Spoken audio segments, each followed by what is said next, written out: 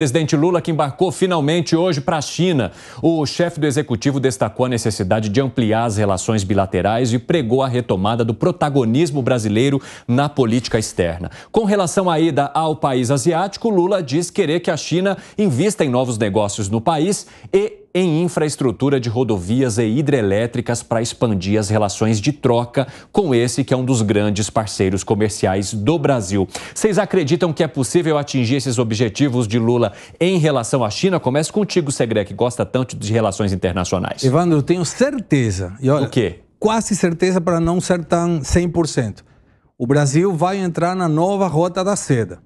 E isso é uma questão que estrategicamente não vai agradar os Estados Unidos. A Argentina já entrou, Chile já entrou, coloca a possibilidade desses investimentos em infraestrutura, mas chinês sempre pede alguma coisa em troca. E a dúvida é, o que será otorgado em troca desses investimentos? Lembrando que a China já tem no Brasil 70 bilhões de dólares de investimentos diretos, produtivos, mas que qualquer questão vinculada com novos projetos terá que ter uma contraparte. E uma observação, só para cutucar a Piperno um pouquinho. 40 pessoas na delegação, já foram 240 na outra, agora 40. Pô, não precisava tanta gente, Piperno, eu acho. Piperno, é um pouquinho ali, um ministério ali, de pouquinho em pouquinho, quando você vê o gasto público é gigantesco, Bom, né? É então um pouquinho aqui, não tem problema. Então vamos lá. Então vai lá, Piperno. Muito fácil responder isso. Na primeira leva desses 200 e pouco, quase todos pagaram as suas viagens. Isso foi muito assim, amplamente amplamente divulgado naquele momento. Assim, por exemplo, a delegação de empresários, todo mundo pagou o seu. Óbvio que o ministro da Agricultura não, mas os convidados, por exemplo, a Embraer pagou o dela, a JBS pagou o dela, todo mundo pagou o dela. As pessoas do governo, os profissionais do governo, claro que não. Agora a mesma coisa. E depois é um avião só para todo mundo, é um avião do governo. Assim, vale o investimento que se pode conquistar? Mas é claro que vale. Tem muita gente que vai lá negociar coisa séria. Por exemplo, fábrica de carros elétricos na Bahia. O Brasil vai negociar, por exemplo, instalação de fábrica de semicondutores. E aí vem uma parte do que o Segré disse, é verdade sim, que isso pode causar uma fricção em outros relacionamentos. Se o Brasil entrar na Rota da Seda, mais ainda. Agora, é claro também que o Brasil tem que lidar com esse tipo de coisa. O Brasil, assim, não existem mais alinhamentos automáticos. O Brasil tem que fazer negócio, a gente tem que se acostumar a isso. Muito se disse no primeiro governo Lula, mas aquela bonança aconteceu por conta do fator China. Ótimo, que aconteça de novo. Se a Europa, se os Estados Unidos não estão querendo fazer os aportes necessários aqui e a China está disposta, vamos negociar com a China.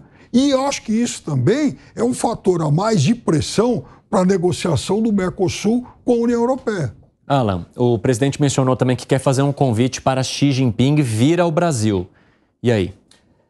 Então, o que eu acho que a relação Brasil-China, ela deve se limitar ao campo comercial e econômico, e não ideológico. E aí eu concordo com o Segré, que ele toca num ponto que eu acho bastante importante. Quer dizer, lógico que... Mas tem questão ideológica aí no meio? Eu acho que pode ter, acho que sim. Qual? Aí eu vejo que o PT, no final das contas, ele sonha com uma espécie de modelo chinês, né? Onde o Estado é bastante interventor, tentando buscar o crescimento econômico de uma maneira mais autoritária. Eu vejo que uma vez eu ouvi isso de um deputado que era muito forte ligado à base do governo à época, e ele disse, o PT tem esse sonho aí de ser uma espécie de China, né? Então, ideologicamente, eu acho que tem bastante alinhamento, sim, principalmente pelo alinhamento político.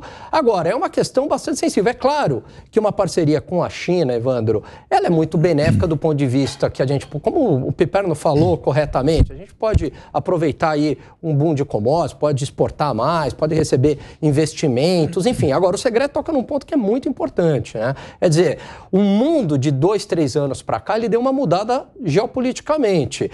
Os Estados Unidos, eles endureceram muito a política externa em relação à China. claramente colocou ali a China como um inimigo, principalmente pela questão de Taiwan. Então, assim, eu vou agradar muito a China, mas eu estou desagradando os Estados Unidos, que também é um ótimo parceiro comercial. E aí, como é que eu fico? Lembrando que também a União Europeia sempre fica do lado americano. Então, acho que o Brasil tem que ter muito cuidado para tirar proveito da situação, mas sem fazer um alinhamento ideológico. Segredo, nós estamos falando da possibilidade de 20 acordos para turismo, tecnologia, agricultura. Você acha que a questão política vai se sobrepor a isso? Eu acho que sim. Por quê? Porque é o interesse ideológico, de alguma forma, defende a questão ideológica necessariamente, e isso não é um erro. Não é uma questão que esteja errada. Mas você acha que o Brasil tem vontade de ser uma China, como mencionou o Alan? Eu não sei se ser uma China, mas encaminhar para esse tipo de mercado, com certeza. Que é um comunismo capitalista. Não? Vamos ser sinceros também com isso. Agora, tem riscos em alguns acordos, por exemplo, nas construções de satélites. Isso não vai deixar feliz aos Estados Unidos. Lembrando que a tecnologia 5G foi um problema para os Estados Unidos em muitos países e colocaram inclusive como uma condição de negociação. TikTok, que deixou de operar em muitos lugares, inclusive de muitos parlamentares da Europa, pelo risco que poderia ter para ser uma espionagem chinesa. Então tem muita coisa que deve ser avaliada. Mas respondendo à questão do Piperno em termos das pessoas que vão, eu vi a lista dos que iam na primeira viagem, e tem 3 pessoas de uma universidade nacional de não sei de onde. Precisa de 3 pessoas, tem as pessoas do ministério. Pô, quando a gente tem que mostrar, não é para cortar o café na despesa pública, mas mostra uma tendência, somos cuidadosos com o recurso público. Ninguém, pelo fato de não ir o presidente Lula, desceu, foram os ministros, que ia ir a Haddad e não foi, por exemplo. Mas agora 40 pessoas a mais que vão de novo, pessoas para as mesmas questões que iam ir antes, me parece um excesso de gasto público. Piperno, vou arrematar com você. Eu acho que é uma viagem que ela pode trazer realmente muito lucro. Ela pode trazer questões geopolíticas que a gente vai debater nos próximos tempos, é verdade. Você levanta a questão do 5G, já se fala em 6G. É verdade também. E você acha que o Brasil tem vontade de ser uma China? Só para a gente também te repassar a mesma pergunta. Se for é claro que o Brasil tem vontade de ser um país economicamente tão forte como a China. Ponto. Quer dizer, enfim, lá ideologicamente a China que fique com as suas questões e o Brasil com as nossas. Quer dizer, não há princípio de intervenção no outro. Aliás, a China é muito boa nisso. A China faz negócio com todo mundo.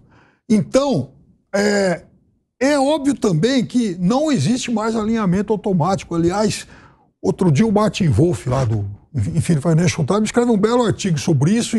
E assim, não é uma questão de fragmentação mundial pós-pandemia. É uma questão de realinhamento em outros blocos, e vai acabar essa bipolaridade, essa bipolarização que aconteceu nesses últimos tempos, enfim, Estados Unidos de um lado e China do outro. Não, vão surgindo outros blocos, né? Então, eu acho que o Brasil tem que fazer parte de muitos deles. Pessoal,